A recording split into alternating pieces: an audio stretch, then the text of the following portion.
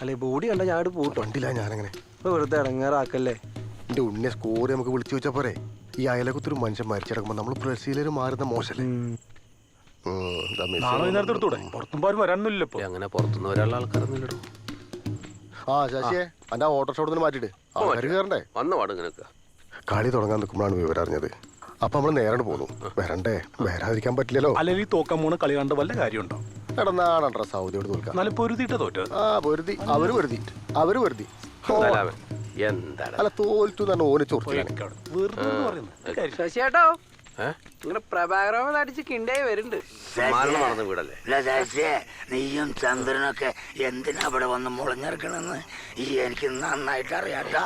മനസ്സിലായി? ആൾക്കാരൊക്കെ വന്നത് ഇല്ല, ഇവരിവിടെ മണിച്ചേനും കിണിച്ചേനൊക്കെ ആയിട്ട് ഇവിടെയുള്ള ആൾക്കാരെ കൊടുക്കാനായിട്ട് ഇവിടെ വന്നിരിക്കാൻ. ബന്ധുക്കളൊക്കെ വരാനുള്ളതാണ്. എന്ത് ബന്ധുക്കൾ? കൊണ്ടോ? എടാ, നീയൊക്കെ അയാളെ വിളിച്ചോണ്ടോ? എവിടെയൊക്കെ കിടന്ന് തെണ്ടി തിരിഞ്ഞവരൊക്കെ ഇവിടെ വന്നിട്ട് വലിയ ബന്ധുക്കളാണ്. വലിയ വാർത്താനം പറയാ. വേണ്ടപ്പെട്ട ഒരാളോട് മരിച്ചടക്കണം. രാജീവൻ നിനക്കറിയോ, കഴിഞ്ഞ തിരുവോണത്തിന് അദ്ദേഹം പൂതിപ്പെട്ടിട്ട് ഒരു തുള്ളി വെള്ളം കൊടുക്കാൻ ഞാൻ ഇവിടെ വന്നപ്പോ ഇവരെന്നെ അടിച്ചോട്ടിച്ചു. അതൊന്നും ഇപ്പൊ പറയണ്ട. അതെ, അവരെങ്ങനെ കുറ്റം പറയാ? നിങ്ങളെ മരിക്കാണെങ്കിൽ ആൾക്ക് ചാരല്ലേ വയലൊഴിച്ചു കൊടുത്ത്? രാജീവ, അത് നീ പറയരുത്.